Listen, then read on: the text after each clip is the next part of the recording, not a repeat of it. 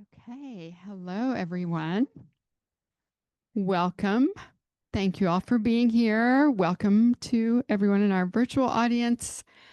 My name's Laurie Gilman. I'm the owner of East City Bookshop, and I'm very happy to welcome all of you here tonight to discuss Bog Queen. Before we get to that, I do like to just ask how many of you have been here before? Oh, so many of you. Thank you. It's great to have you back. And if it's your first time here, we hope you will be back many, many times. Um, let's see. I do need to tell you that we would love for you to sign up for our e-newsletter, which you can do online or upstairs on the pieces of paper that we have out by the register. We don't add we don't generally add everybody automatically. So if you want to be signed up, you can make sure that way. Um, we have a full calendar of events, things happening pretty much every week, multiple events. And we have 14 book clubs at the store that the store sponsors. So if you're looking for a book club, you can look here. You might find what you like. And this is the time of year, especially this year when I'm just going to say it, shop early for the holidays, everybody. It's a really weird year, and I think things are going to continue to be weird. So that's our message. Shop early, avoid the stress. I got to get used to saying that now. So thank you for being the first audience to hear that at the store. A couple of housekeeping things. There is a restroom upstairs, up the stairs to the left, past the registers.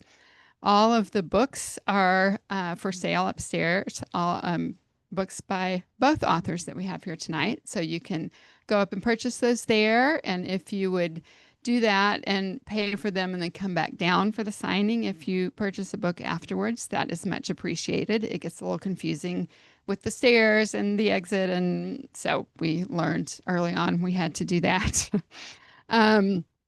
We'll have a discussion, reading, and audience questions, and then we will have a signing line with the author. If you could just move your chair, fold up your chairs and set them to the side when we're done, and give us a couple of minutes to just bring out a table and get set up for the signing, that would be very helpful. Let's see, did I do everything? Yes. Okay, we can move on now. I've been looking forward to this discussion of Anna North's latest novel, Bog Queen, since I read it, which I started reading it and could not stop reading it. I mean, bog people, fascinating. I couldn't believe there was a book that was just speaking to me and my weird interest in this. And great characters. Really, if you haven't read it yet, it's wonderful. This is Anna's fourth novel. Her previous novel, Outlawed, was a New York Times bestseller and Reese's Book Club and Beltree's pick. In addition to writing fiction, Anna is a senior correspondent at Vox covering American work and family life. She was previously a writer and editor at the New York Times, Salon, BuzzFeed, and Jezebel, and currently lives with her family in Brooklyn. In conversation with Anna tonight is Jung Yun. Jung Yun was born in Seoul, South Korea, and grew up in Fargo, North Dakota. Quite the contrast. She received her MFA in creative writing from the University of Massachusetts at Amherst. Her work has appeared in Tin House, the New York Times, the Atlantic, and the Los Angeles Review of Books, among others. Currently, Jung lives in Baltimore and is an associate professor of English at George Washington University. She serves on the board of directors of the Penn Faulkner Foundation and is a fiction juror for the Dayton Literary Peace Prize. Jung's third novel is coming out in March. It's called All the World Can Hold. So get ready for that, March 10th. Please join me in welcoming Anna North and Jung Yun. And I'm handing this to you. Okay.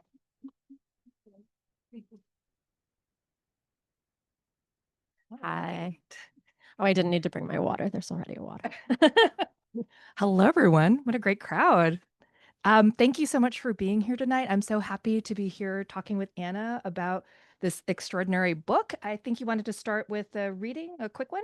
Yeah, I'm going to read a tiny bit. Thank you so much to everyone for coming. Thank you, East City. Thank you, Jung. Thank you, everyone. I'm so excited to be here. Can everybody hear me? Okay, cool. All right. Um, what I'm going to read is not from the very beginning, but I don't think you need any explanation really to understand it. Okay. New moon, third cycle. It was bright and fine the day we set out for Camulodunum, and the horses were eager, and all the auguries were good. I wore my blue dress made of sturdy northern wool, and the red cloak my mother had brought with her from Aramorio, where she was born. I took with me the neighbor's son Crab, who has a calm and easy manner and is good with horses, as well as my youngest brother, my favorite, Asu. We left early in the morning and took the forest road, the river road having been partially flooded in the recent rain and, according to Crab, still covered in a thick, squelchy muck that could snap a horse's ankle. This was the first long journey I had undertaken in my official capacity, and I admit I felt powerful and sat high in the saddle as we passed by the potter's house and the forge on our way to the moss.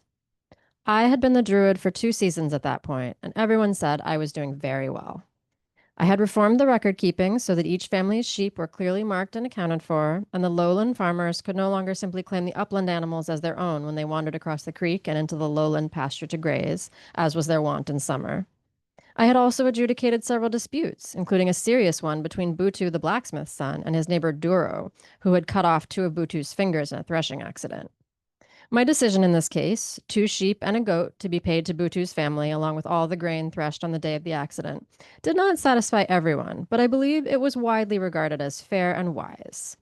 In addition to all this, I had organized a festival dedicated to our town gods, after which we had the richest harvest in 5 years, with enough grain to put away for the winter and plenty more to sell at a handsome profit in the summer markets. So it was with pride but not surprise that I had received the invitation to appear before the new king in the great city to the south. Even my mother had never been granted an audience at Camulodunum, but the young king had made it known that he was anxious to strengthen his relationship with the northern towns, and ours, though not large, was known for the strong swords and helmets from its forge. We brought with us gifts, a shield, 3 arm rings, and a drinking cup, as tribute and to show the king the quality of our wares and the advantages of an alliance with us. Crab had packed them carefully into his horse's saddlebags. On my shoulder as I rode, I carried a leather satchel, heavy with our offering to the gods. Unlike the river road, which is well trod by farmers on their way to market, the forest road is quiet and peaceful, a pleasant beginning to a long journey. With light hearts, we passed by the small rock and the large rock, and the stand of pine that my mother had consecrated to the old druid when he died. And then we arrived at the moss. I'll stop there. Thank you. It's a really nice. Okay, so this book has a sort of braided narrative where the narrative goes back and forth between 2 different women. We just heard about one of them. Can we talk a little bit about who these women are and how their stories intersect with each other? Yes. So I will start with the woman you did not hear from, Agnes, who is a young forensic anthropologist. We meet her in 2018. She is doing a postdoc in England, but she's American. She's from Arizona. She's sort of blown up her life at home and moved across the Atlantic, and she's not really sure what she's doing there, but she's very, very passionate about her work, which is studying dead bodies and figuring out how they died. Um, and the other woman is a dead body. In 2018, she's a dead body. Um, but you learn, this is not really a spoiler, you learn quickly that she was, during her lifetime, a young druid in the north of England who undertook a journey to the south to attempt to forge an alliance with this king who's affiliated with the Romans. So when you first asked me if I wanted to see an early copy of Bog Queen, you included a link to a New York Times article about bog bodies, which I admit I didn't know a lot about, but the article was fascinating. I got to learn about the difference between like a bog mummy and a bog skeleton. And I also learned a very curious fact, which was that many of these bodies have later been discovered to be victims of violence and murder, which I thought was absolutely fascinating. Can we sort of track back to the beginning of your fascination with these bodies? Yeah, absolutely. So I think there's dual sources here. One is that I saw a bog body in the British Museum. His name is Lindo Man.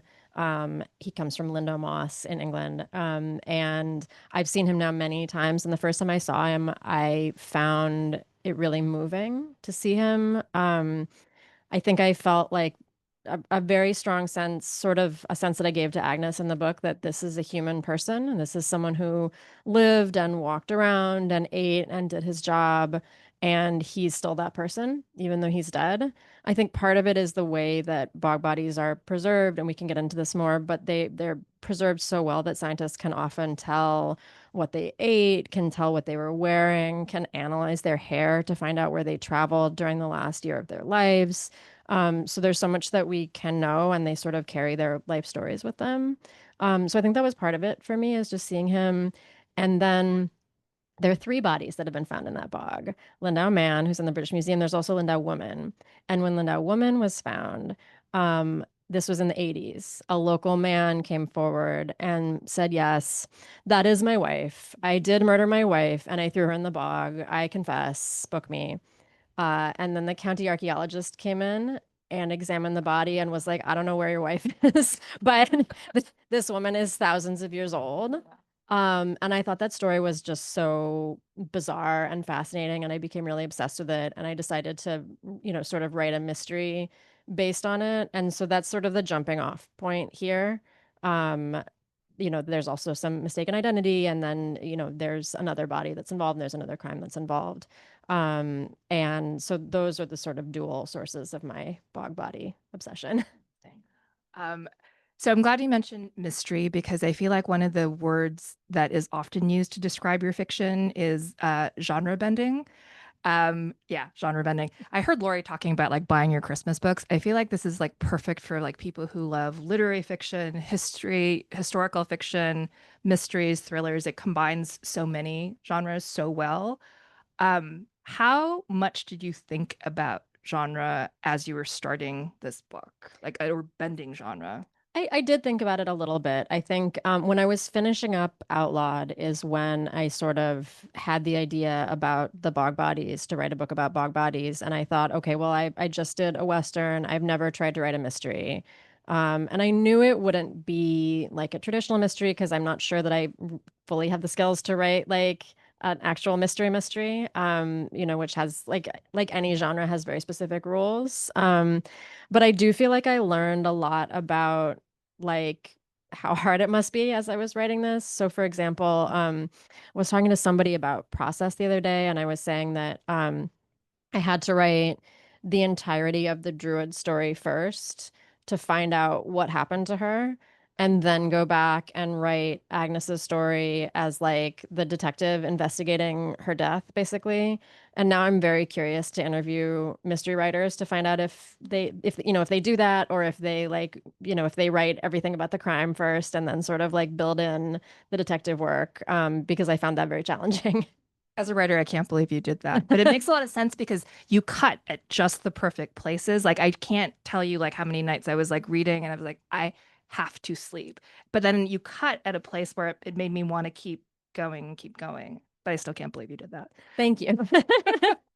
Let's talk a little bit about the people who populate the book, starting with Agnes, who I have like this soft spot for. Agnes is so smart, so out of place, and she has this like awkwardness that she sometimes has to remind herself like how to behave around people, which is very endearing to me personally. um, so why was this an important part of her character, her sort of way of being in the world? Yeah, Agnes was but, like this book sort of came to me through Agnes. She was the character who came to me first. It was only later that I realized I should also write the point of view of the druid and the point of view of the moss, which we can get to. But Agnes was also like, she was also very difficult for me to write. I think I had a really good sense of her in my mind. And at the beginning, it was hard to get that on the page. And I remember my editor sort of like going back and forth with me a number of times about various Agnes passages. All the druid sections feel like they just like came to me whole cloth, and like Agnes I had to struggle with a little bit. Um, but I had this very clear idea of someone who like has a very clear calling and a very clear sense of purpose in her life, but is like not clear about anything else, and is sort of like a little, just like a little green and a little childlike. I ended up like several times in edits aging her down. because she was behaving in ways that were just like a very young person. And I sort of realized, oh, she actually just should be a little younger. So now I think she's like 25. And I ended up like having her go to college early and all these sorts of things because she just like seemed like someone who has not like really learned to be in the social world in certain ways yet. And that was important to me, sort of the idea of this person who sort of has like a very clear North Star in one way and yet is struggling to figure everything else out. I love there's that moment where she kind of turns in her school classmates because they contaminated a sample. That tells us so much about the person that she ends up becoming, which is so great. I will say that happened to me, but I did not turn him in and I still regret it. And he better be at my reading in LA because we're going to have words. So Agnes's parallel is the druid priestess, and she's not socially awkward, but she's young and she's like newly elevated to this very important position for her people. And when you introduce her to us, we're meeting her at a point where she's taking this very important journey. Um, why this journey? Why is it important to her? Why was it important to the book? Yeah, these are great questions. The Druid was, in contrast to Agnes, like very like fun and easy for me to write once I sort of got her voice in my head. And actually, like the first sentence that I read to you all just sort of came to me. That it was bright and fine on the day we set out for Camulodunum. I think I'd been reading about Camulodunum, which is a real place, a real Roman settlement in what is now Colchester in Essex in England. And I think I wanted to have a contrast. So she comes from somewhere very small. I wanted to have her go somewhere that would be for her time and place very large and bustling. And you get to that later in the book. So that was part of it. But I think also it's sort of like it's important for her to go on a journey because she is, as you say, coming into her role as Druid, and she has to do new things and sort of prove herself in a hero quest type way. One thing that I really like that made it really fun for me to write her is unlike Agnes, she's very confident and sometimes like a little too confident. Um, and that was very fun for me to write this person who like, really like basically sort of has this job like a city government job. Like she's like a sort of like a magistrate or something. And she's like 21, 22. She's like, I'm so great at this. I'm the best. And not being someone who necessarily like felt that way at 21 or 22, that was very fun. Amazing. Um, So one of the things that I really gravitated toward thematically between these two women is this idea of female autonomy in male-dominated societies. Both of these characters have men in their lives who either think they know what's best for them or know better than them. So can you just fill out the cast of characters here and tell us about some of these men? Yeah, that's it.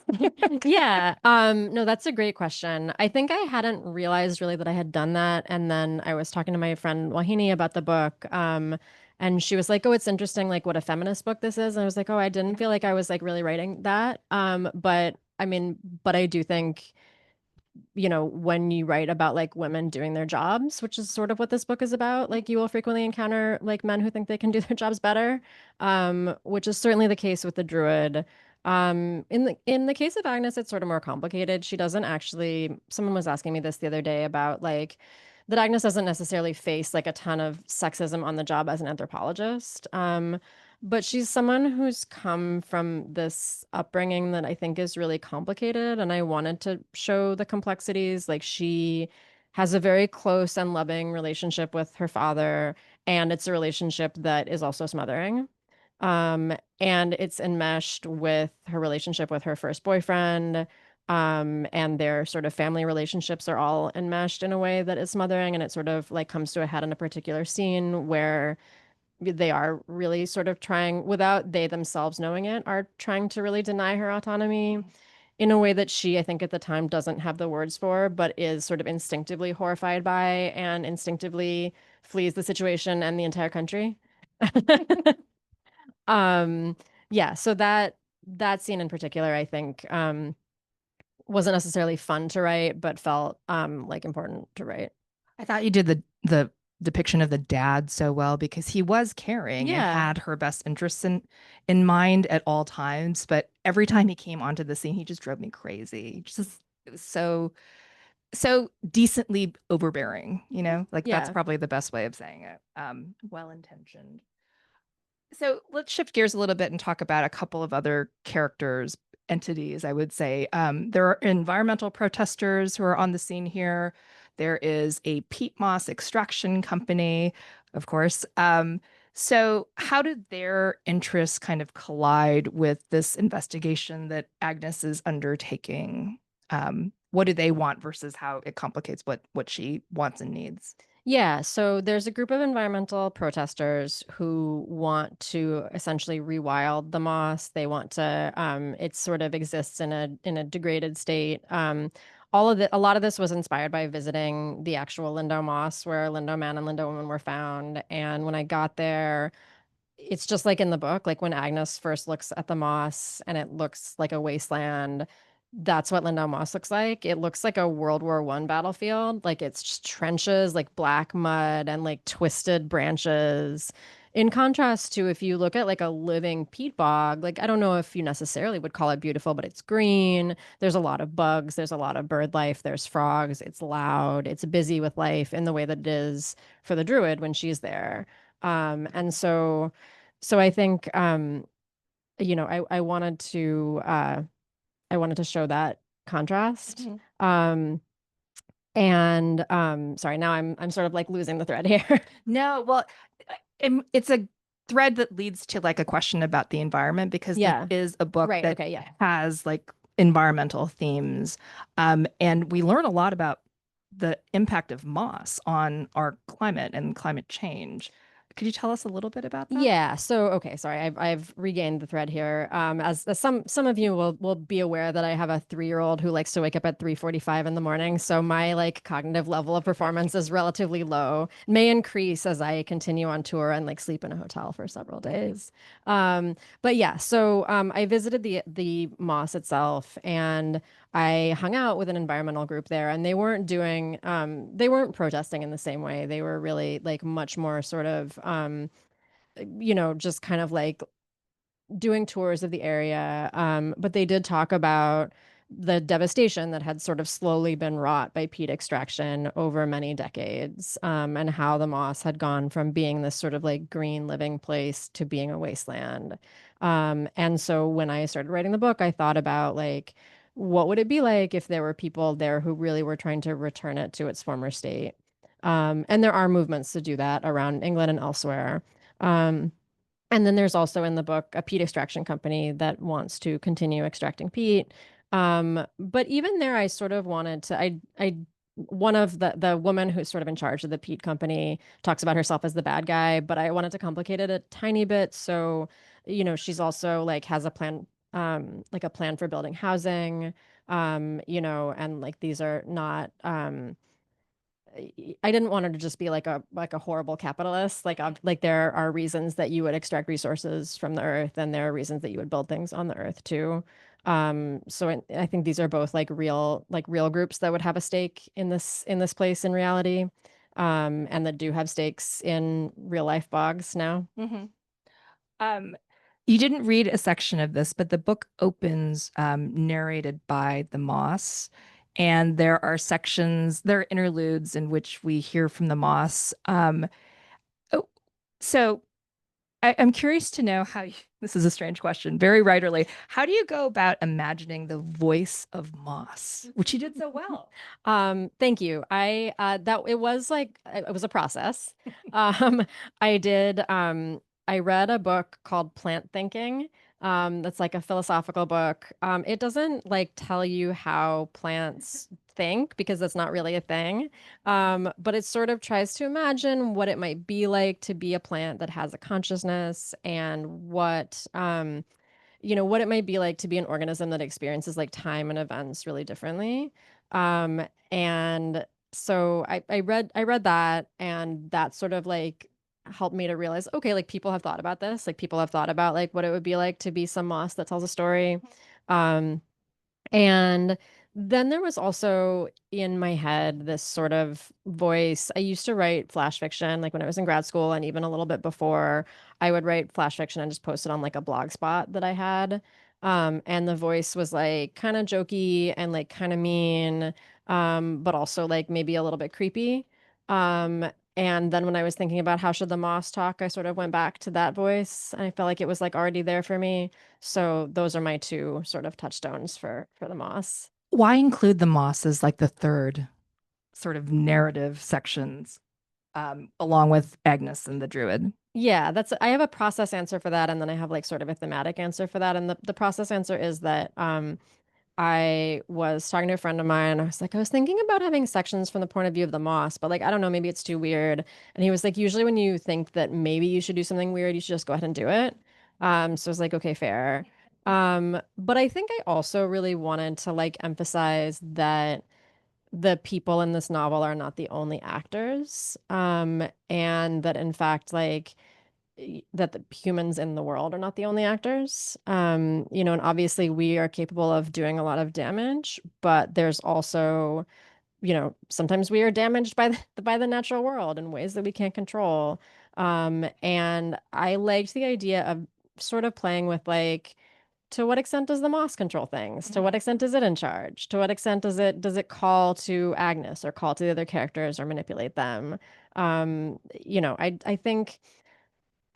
find it very calming to realize that we humans are like not alone on the earth, and like even if the moss like wants us gone, like it is somewhat calming to me that it like is living also.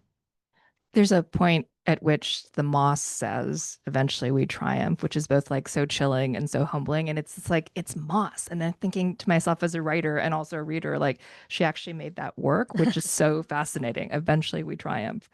Um, I have a couple more questions before we open it up to the audience, but I want to spend a chunk of time talking about research because this book you wrote with such authority and so much vivid description about um, corpses, forensic investigations, the rituals and practices of ancient druids, and there's so much more.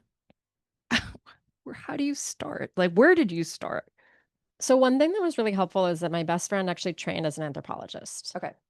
So first I asked her, she's not a forensic anthropologist, so I asked her to put me in touch with forensic anthropologists. And then I asked those people to put me in touch with English forensic anthropologists so that I could understand the English system and like the English system of laws and medical examiners, which is different.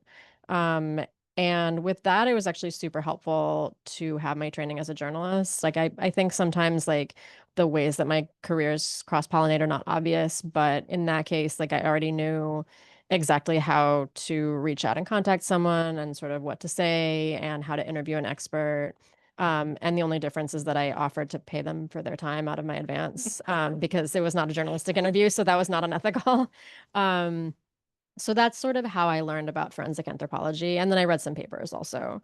And for moss, my mother is a plant scientist. So she helped me out a certain amount with that. Um, to learn about the Iron Age and Druids, it was mostly reading. That was some of the most fun research in the book because I wasn't that worried about getting it wrong. The Iron Age Britons did not have written language, so most of what we know about them comes from the Romans, who like were probably lying about some stuff.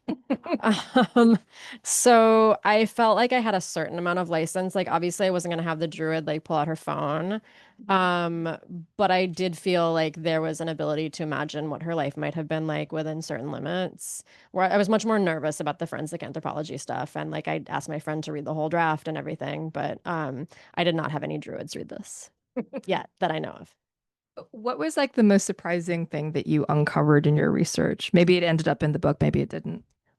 What is striking to me is how many things that we take for granted people didn't have in England in the Iron Age, like chickens. Wine, you could kind of guess. Most fruits, like so much stuff was brought by the Romans. England is an island; they just didn't have that much stuff. Um, and like people have societies sort of grow up around what they have, and they do what they need to do. But as I was writing this, I thought a lot about like that part in Monty Python and the Holy Grail where there's like a person like sort of like digging muddily in the mud, like that, that's sort of like there was a part of English life that was like that, for hundreds of years. And at the same time, like, we can't know that much about druids or what they did, but there is a lot of tantalizing and really interesting stuff. There's a famous, this did not really, a little bit of this made it into the book. There's a famous grave, the grave of the Druid of Colchester, which is in Camelot. And in this grave, which I think dates from a little later than this book is set, they found what they think are divining rods. So all these like tiny instruments, and then a game that no one has ever been able to figure out how to play. All this really complicated stuff. They're just guessing that this was a druid. It could have been anyone. Um, but suggesting like a real technology, an array of technologies that don't look like our technologies, but nonetheless like we're complex. So it's sort of like, you look at the deep past and it's amazing what they didn't have, but also amazing what they had. Let me just check on time. I'm going to ask one more question and then open it up to all of you. There's a point in the book at which someone poses the question whether the dead should be left undisturbed. And I know that that is a topic of real life debate involving bog bodies. What sort of conclusions or maybe what additional questions did you come away with after finishing this book? Yeah, I mean that's such a good question. And that question about what should happen to bog bodies is something I think about a lot, or what should happen with these bodies that are often on display. So even, the man in the British Museum has been the subject of debate about this, and I think about this a lot because I like have been inspired, both artistically and just sort of like emotionally by seeing that guy in the British Museum.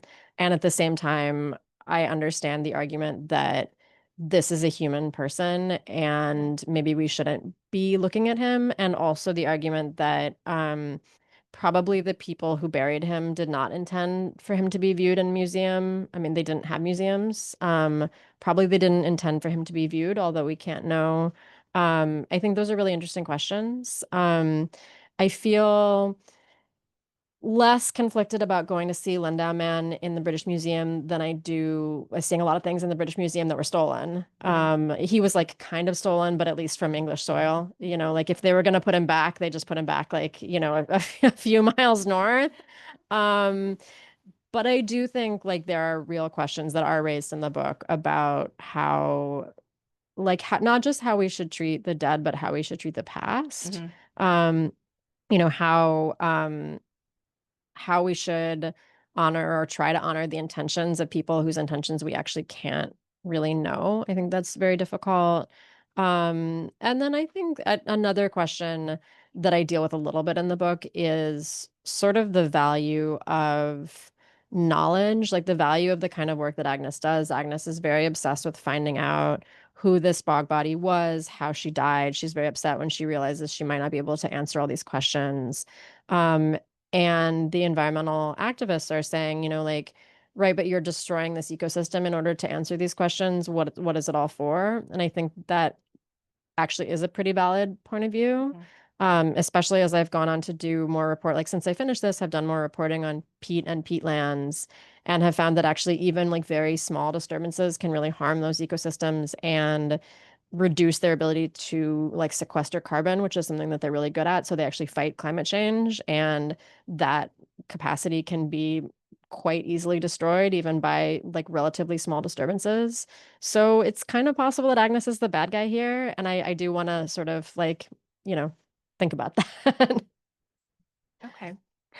I think in the interest of time, I'm going to stop and check in with the audience and see what questions all of you have for Anna.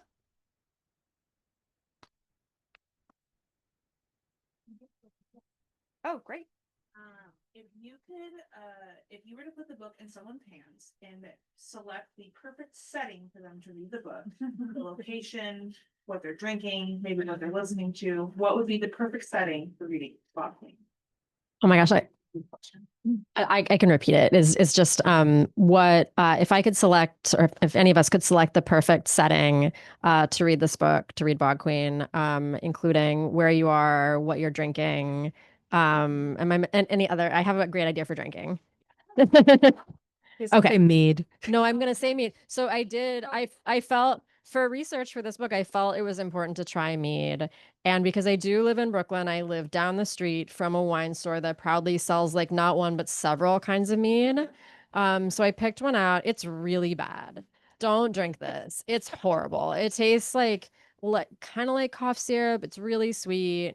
I felt like, okay, I've done some important work as an author trying this disgusting beverage. So you should experience that. Um, and obviously be in a bog. Um, I read this really good book called Forest Euphoria by Patricia Kayshian, and Patricia Kayshian talks about just going and sitting like outdoors in various like spaces around New York State, and sort of the value of having particular like natural spaces where you get to sit for long periods of time and you sort of see the seasons change and you like get to know different plant and animal species. And I don't feel like I have that necessarily living in a city, but I aspire to that. And I think if you have a natural space like that in your life, that would be the perfect setting to read this book and drink your mead. That's horrible. On the back. Hi. A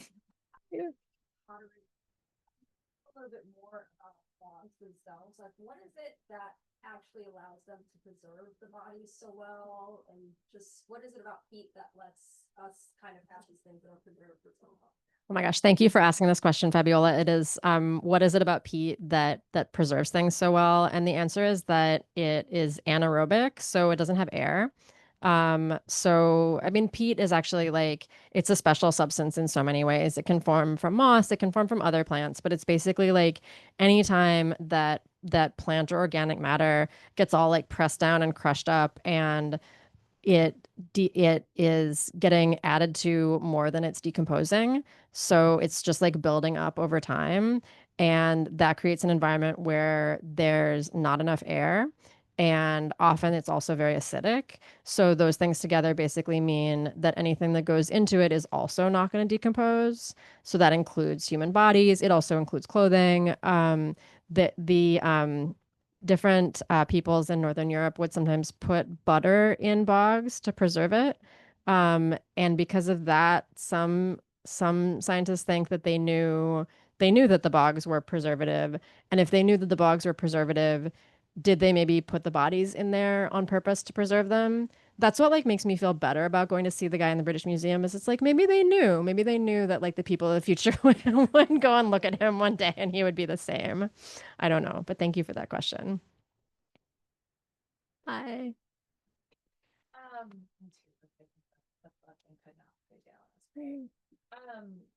So anyway, I've read three of your books. Yeah, Outlaw and Dark and the Fun, and I feel like just like it's like a young woman on a journey throughout your books. And then of course, your journalism writing is always like, well, now you're working on family stuff, but before when you're looking on like, reproductive rights work, and it's like someone on like a life journey. Do you see that theme in your work? And like, is that intentional through all of your books? Thank you. That's a great question. So the question is, often my books tend to have like a young woman on a journey, and my journalistic work often used to, and I'll talk about this more, like would talk about like people's like reproductive journeys and people's reproductive lives. So do I see that as a theme in my work? Definitely, yes. I think especially like as a younger writer and still today, I was really obsessed with sort of what we talked about before, the idea of like a hero's quest. And I was very interested in writing female and non-binary characters on quests like that because I think we see those stories much, much more. But like when I was a kid, I don't know that we necessarily saw them as much. So I've been like really invested in, and wanting to see those kinds of stories and just finding them really fun to live inside. And in terms of journalism, something that I've started thinking about is like a term that I think sociologists use, the life course. Like I've been thinking about like covering the life course as a journalist. So covering like you know, being young, and then you know, maybe like, you know, birth control, for example, or like having, you know, like sexual health, and then maybe like pregnancy or preventing pregnancy, and then maybe like child rearing, and then also like elder care, and also death, and in this book like death and what comes after death. You know, so now I write a lot about childcare, and I write a lot about children, and I write about like family stuff, but I also write about like caregiving. Um, and I do like, I think those are themes that I'm interested in, like, you know, in my novelistic work and my fiction work too. I'm just now starting on a project where my main character will be a parent, which is the first time I've ever tried to write that. So we'll see how it goes. But she's also kind of on a quest. Should I do the calling on? Yes, in the front. Like the multi-character narration. Yeah. And I was curious. I have two questions. One, if you you left out like there's romance in it. I don't know if it's like crime of fiction. I feel like you really went to like all the genres. But I'm a therapist, so I loved her relationship with Ruby, and I almost feel like she was like healing her inner child with this relationship with Ruby. And I don't know if you want to talk about that or like where that came from. Like she saw herself as a little kid, and then the mom's like asking her for help with her, which I like the interesting parallels because she like didn't know how to be around kids. Like she felt really awkward. Yeah, I love this. I love this question. Yeah, so I think the main question is to talk a little bit about Ruby in the book, who is a teenage character who ends up you know, yeah, sort of like forming this really close relationship with Agnes, but also playing this really pivotal role in the mystery of the book. And she was actually a really interesting character for me to write because I always knew that I wanted to have child characters in the book. At the beginning, I think there were two children. And when I started this book, this is the first book that I started like already as a parent outlawed. Like I had like our older kid by the time I finished it, but I started it like before I was pregnant. So it's like I knew like what a kid is, like kind of. But I was really struggling to write those child characters, and I couldn't figure them out, and I couldn't figure out how old they should be, and I couldn't figure out like, are they like cool? Are they not cool? Like, what are kids even like? Um, yeah. And I still feel like that sometimes, and I have too. But I think then I just made Ruby like very autobiographical. So like all the stuff that she goes through with health anxiety is just something that I went through as a teenager. And even like the Latin stuff, like she's way better at Latin than I was, but I did like take Latin as a teenager and I really loved it. So I ended up like one, I sort of aged her up. Like instead of having like little kids to like comment on stuff, I was like, I'm gonna have like a teenager who's actually is, like meaningfully engaged in the action.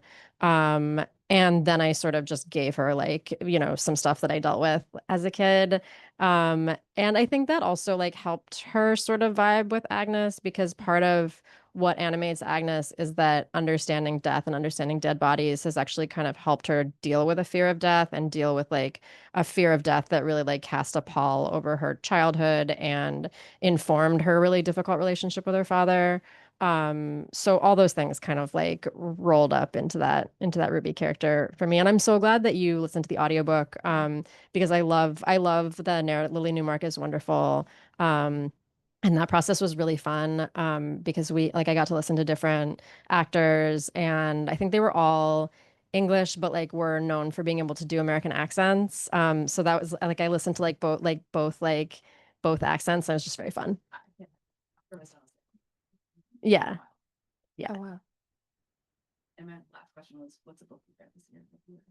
Oh my gosh. Okay. I just read this book called Homebound by Portia Elan, that comes out next year. It's her debut. It's so good.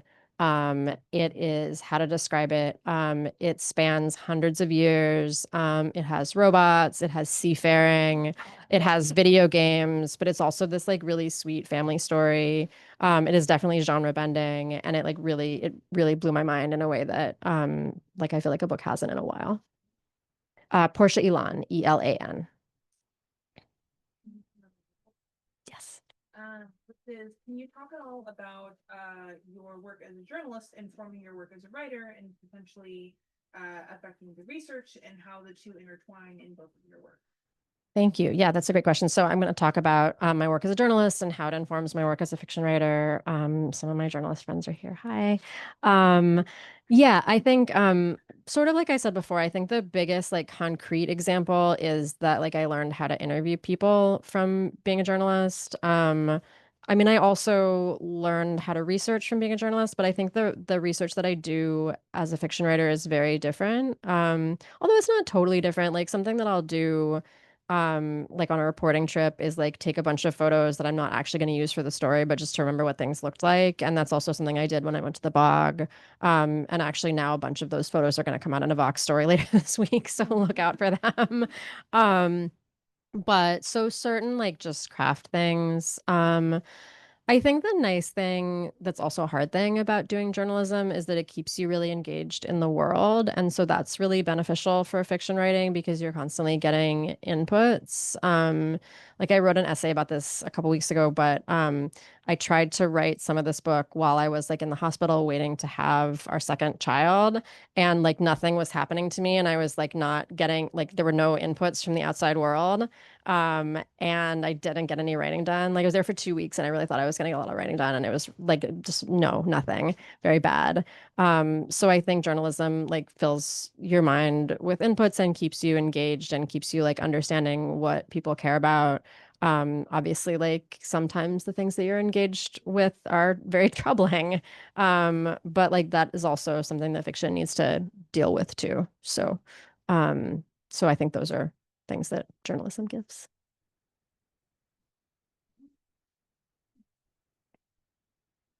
Yeah, back there.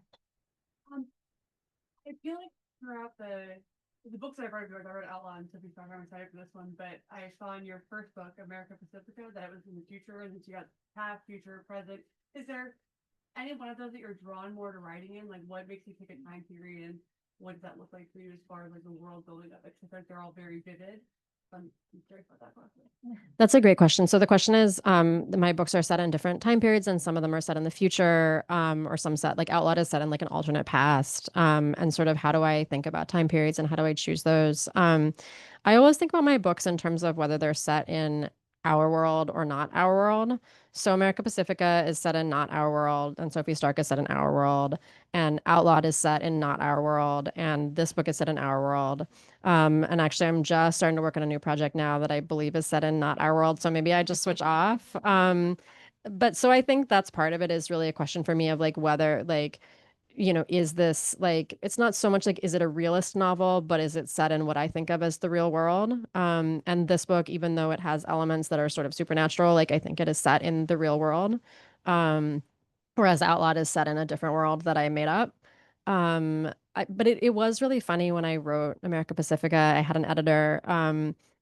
That book is set, I believe, in 2083, and my editor was like, "You should move it 200 years farther into the future." That's funny now for two reasons. One is that she felt that the climate change dystopia elements were like that's so far away. Like you should move it farther into the future, which is like very depressing now to think about. But also I remember like I was younger then and I was like I got really huffy about it and I was really mad and I was like, what if my book was set in 1900? You wouldn't tell me to set in 2100. That would be crazy. Um, but I did have a very specific idea of what year I wanted that book to be set in and like how I thought humanity might change and how much time I thought humanity needed to change in that time span. So I do think about this a lot, but I think about it in terms of like whether it's alternate or whether it's this plane that we live on. No, of course not. Going out this world. That's right. Yes. Awesome. Well, thank you so much, Anna. Thank you, East City Bookshop, and to all of you for coming tonight. Anna, you're going to be signing books. Let's give her a hand. Thank you so much. Thank you, everyone. Thank you, everybody.